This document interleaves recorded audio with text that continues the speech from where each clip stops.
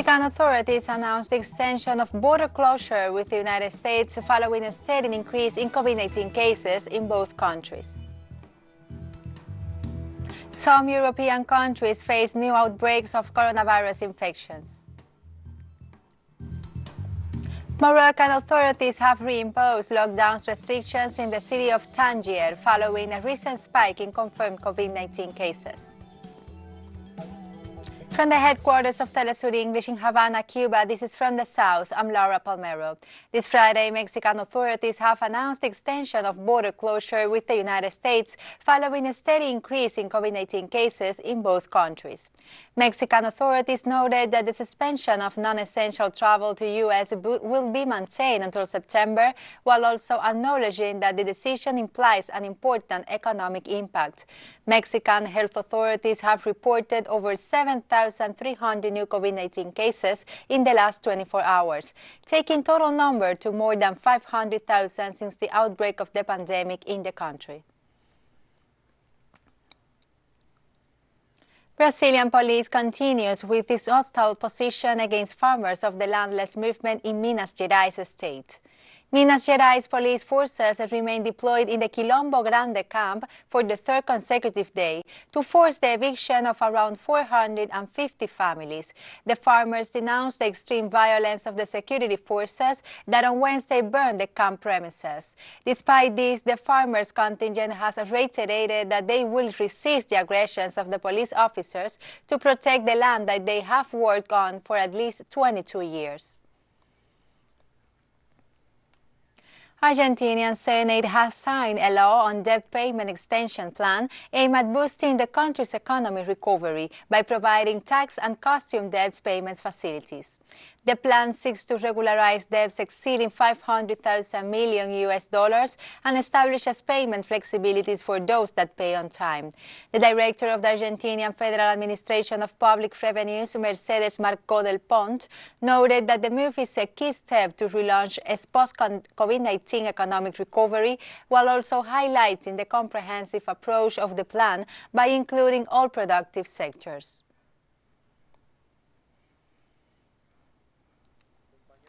Mr. President, this is the extension of a moratorium which gives the possibility to the national state to raise more funds and for the people and heirs to be able to pay their taxes.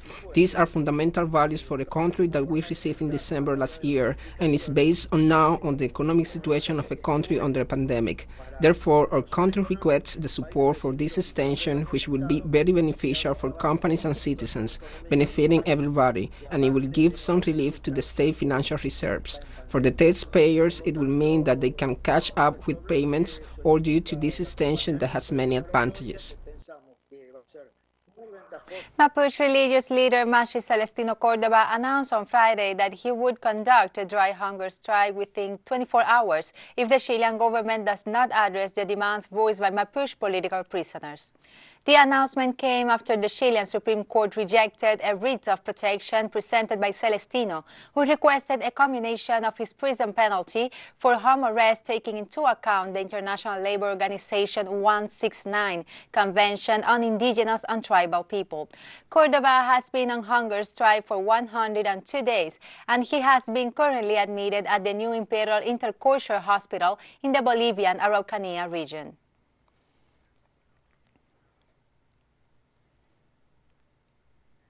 And in Bolivia, the situation gets worse. This Friday, violent groups attacked the headquarters of the Bolivian Workers' Union located in La Paz with explosive material.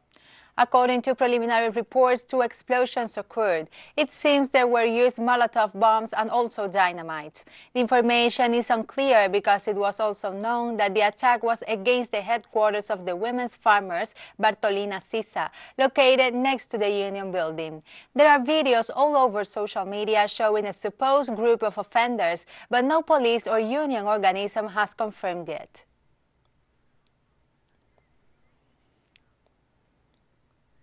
In Bolivia, members of the Unity Pact have rejected the recent agreement promoted between the legislature and the electoral branch, which establishes a new date for presidential elections, now scheduled for next October 18. Negocios cerrados y supermercados fuertemente vigilados es la estampa de la ciudad de Panamá en su primer día de la cuarentena total para frenar el COVID-19, que ha causado 8 muertes y 443 contagios. El toque de queda comenzó a regir a las 5 horas locales. Central America suffers a second wave of the COVID-19 pandemic after 5 months of confinement and de-escalation attempts, according to the Pan American Health Organization. The organization said that the region reports at least 236,000 COVID-19 cases and 6,478 deaths in Panama, Costa Rica, El Salvador, Guatemala, Honduras, and Nicaragua. According to official figures, it is an upward trend during the last 2 months, with a daily rise in COVID-19 cases and deaths from the lethal disease in almost all nations of the region.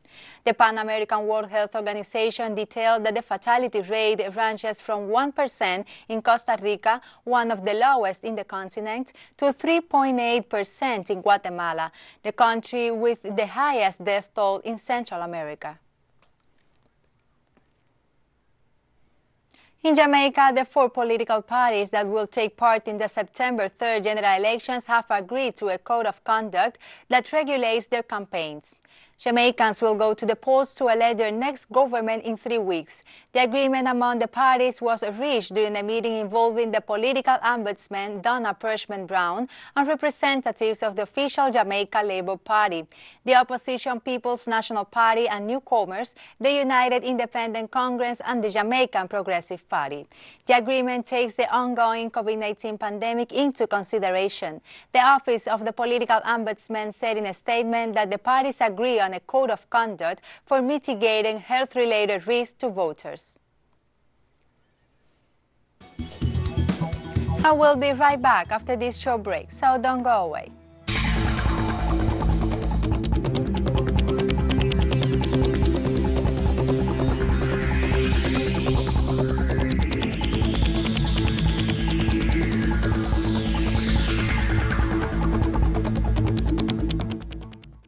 Welcome back to From the South. French authorities have warned of a worsening health situation following a second wave of COVID-19 cases. The numbers are bad, signals are worrying, and the situation gets worse week after week. But there is no complacency. Our fate is in our hands because we have the tools of prevention. The French know them: washing the hands, a minimal distance of 1 meter, wearing a mask, and being cautious in crowds, in crowded events where distancing cannot be respected and where we know we could be exposed to the virus. Spain announced the closure of nightclubs and banned smoking on the street without social distancing as part of the reinforcement of restrictions to slow down the spread of the novel coronavirus. Health Minister Salvador Illa announced the new measures that will be enforced nationwide as the country battles a surge in the disease, with nearly 3,000 new cases reported on Thursday. The government decided to close nightclubs and dancing halls. Restaurants and bars will be required to close by 1 a.m., with no new guests allowed in after midnight. Regional authorities will be required to carry out testing among groups of the population that are particularly at risk and in the areas more affected by the disease. However, the Health Ministry gave no timetable for these measures to come into effect.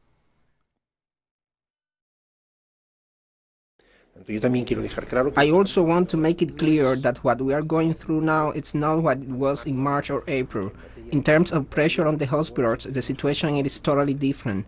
Now we cannot allow for there to be an increase in cases, and therefore we take these measures today in coordination with the autonomous regions that will be applied throughout Spain, in addition to the measures taken by each autonomous community according to the pandemic's specific characteristics in the region. This will allow us, in our judgment, to stabilize the cases and reduce them. Despite Italy imposing mandatory coronavirus testing for all travelers arriving from Croatia, Greece, Malta and Spain, people at Malpensa Airport in Milan are not being tested for COVID-19. One traveler said there is little information offered at the airport, while another said it's trying to get in touch with authorities, but nobody knows anything. Travelers were warned that when arriving at an airport, port, or border crossing, they would be able to choose from a number of options, including rapid tests on the spot or the presentation of a certificate obtained within the last 72 hours, which shows they are COVID-19 free. Health authorities in New Zealand have confirmed 13 new COVID-19 cases on Friday. All of the 13 new cases, bar one, have already been linked to existing cases and to that cluster. For the 13th case, and that person is currently in hospital, the link is still under investigation. It is the most recent case we have been informed of, and work is underway on that one.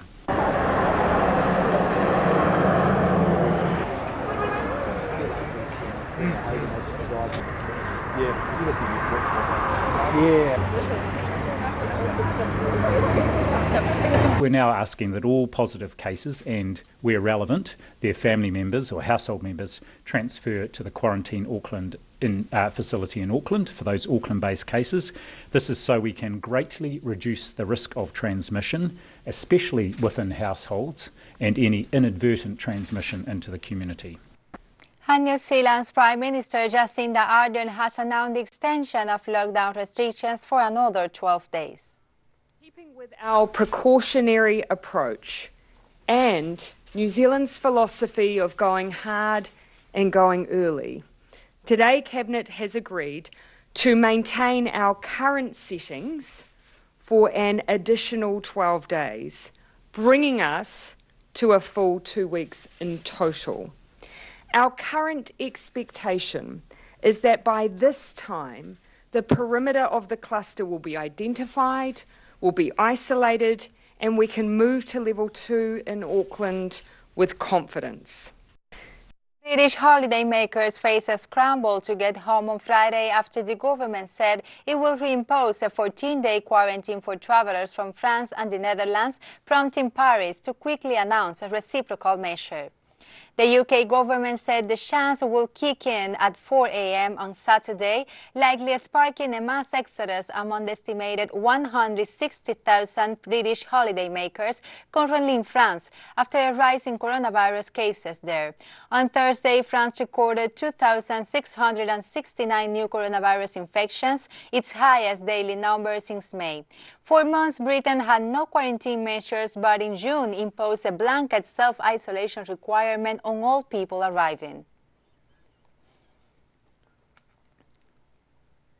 The Chancellor of the European Union, Josep Borrell, has called an extraordinary meeting of the Council of Foreign Affairs for this Friday to debate the presidential elections in Belarus, but it will include issues from other countries.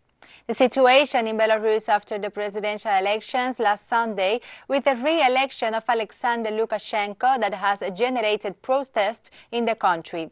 The European Union has already warned the bloc might impose new sanctions against those responsible for the violence, the falsification of electoral results, and unjustified detentions.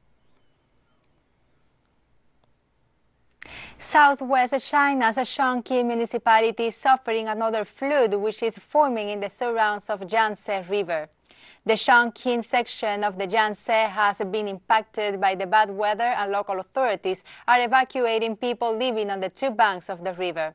The low-lying areas of the municipality have been flooded. Authorities predict that the volume of water might reach up to 59,500 cubic meters per second. Emergency plans have been activated to relocate people in affected areas and help them move their valuables to higher grounds. In light of the flood, the district calling the police, the fire brigades, the emergency response service, the militia, the municipality office, the armed police and neighborhood social workers, totaling some 2,000 to help residents move their belongings and relocate them. In the annual session of the Indonesian People's Consultative Assembly on Friday, Indonesia President Joko Widodo said the country's economic development as the main goal despite the COVID-19 pandemic. Our current goal is not to merely escape the pandemic and to get through the crisis.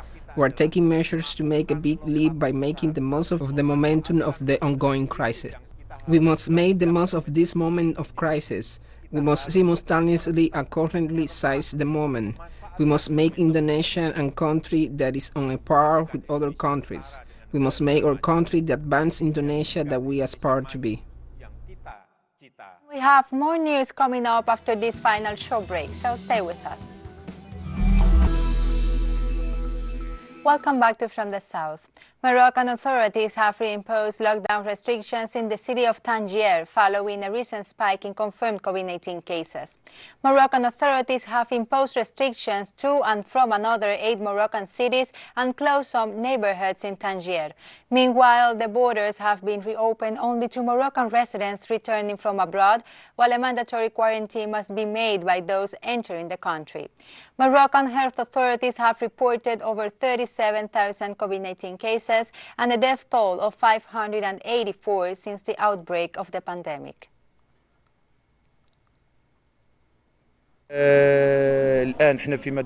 We live in Tangier, and the situation is delicate and difficult because of the pandemic, and many cases have been recorded. We are in the first or second line at the national level, and we register a lot of cases every day. It is not normal to see this reinforced military and police presence in the city of Tangier, and in particular to see armored vehicles and police dispatchers at the entrance to our neighborhoods. But Tangier is a lively and dynamic city. Pakistani authorities commemorated the country's Independence Day in the midst of COVID-19 pandemic. Pakistani authorities called for the unity in the country to face the COVID-19 triggered economic crisis, while also accusing Indian authorities of atrocities in the disputed region of Kashmir. Meanwhile, health authorities have reported over 287,000 COVID-19 cases and more than 6,000 deaths since the beginning of the pandemic in the country.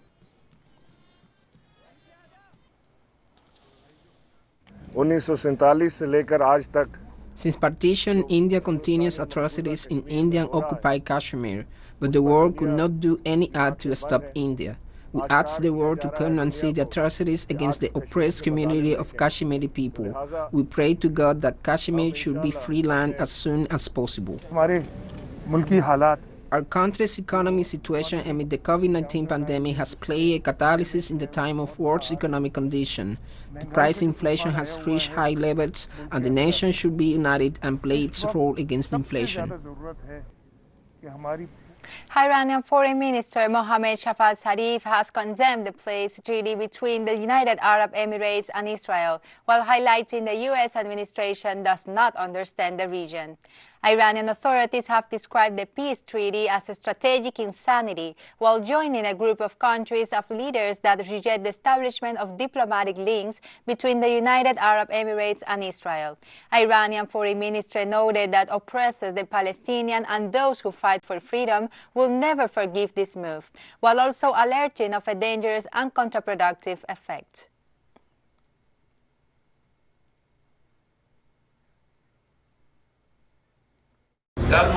It is true that the European countries have announced a number of initiatives, but unfortunately the current American administration has proved that it is unable to understand the political aspects in our region.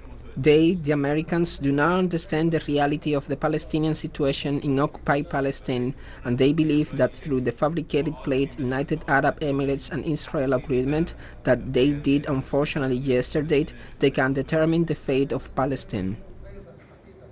Palestinians reject the recent peace treaty agreement between Israel and the United Arab Emirates, while noting it betrays the Palestinian cause. What happened yesterday between the United Arab Emirates and Israel is Arab lethargy, just in order to bury the Palestinian cause. And of course, Israel is trying to earn the Arab countries through normalization in order to make them forget the Palestinian cause. The picture that appeared on the screens yesterday, the United Arab Emirates flag on the Tel Aviv municipality building and the Israeli flag on the Khalifa Tower, this is the biggest insult from a brother to us as Palestinians. With our different affiliations, and after this we will see more, not only from the United Arab Emirates but from other Arab nations. Turkish President Recep Tayyip Erdogan says that Turkey could suspend diplomatic relations with the United Arab Emirates after a landmark deal between Israel and the Gulf state. I gave an order to the foreign minister. I said we could suspend diplomatic relations with the Abu Dhabi administration or withdraw our ambassador. The Afghan government says has released the first 80 of its final 400 Taliban prisoners, paving the way for negotiations between the warring sides of Afghanistan's protected conflict. Taliban officials said that 86 prisoners were released in total. It is not currently known when the remaining prisoners will be freed. Prisoner exchange on both sides are part of an agreement signed in February between the U.S. and the Taliban to bring an end to the conflict that has lasted for over 18 years. It called for the release of 5,000 Taliban held by the Afghan government and 1,000 government and military personnel held by the insurgent group.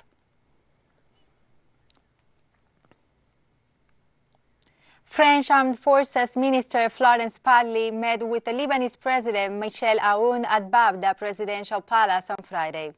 Parly conveyed to Aoun a message from French President Emmanuel Macron, confirming that France stands by the Lebanese in the tragedy that befell them.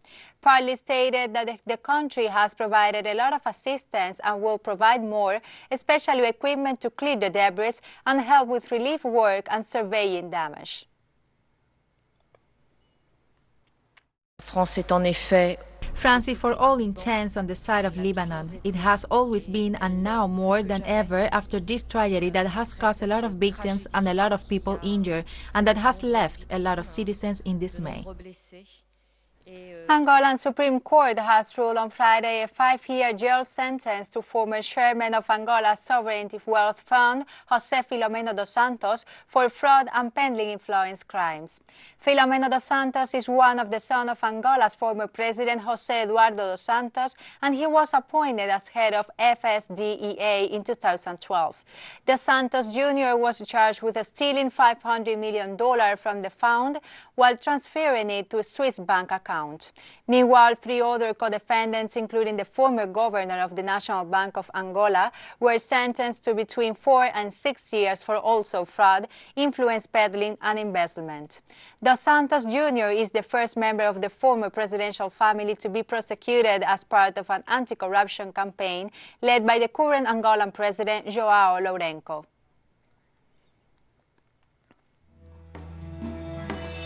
And we come to the end of this news brief with a song that invites you to pray for Beirut after the disaster. The Lebanese singer Joseph FtS remembers in the song what we will never forget Beirut in Heavy of the Pain. Remember, you can find these and many other stories on our website at telesurenglish.net. Join us on social media, Facebook, Twitter, and Instagram. For Telesur English, I'm Laura Palmero. Thank you for watching.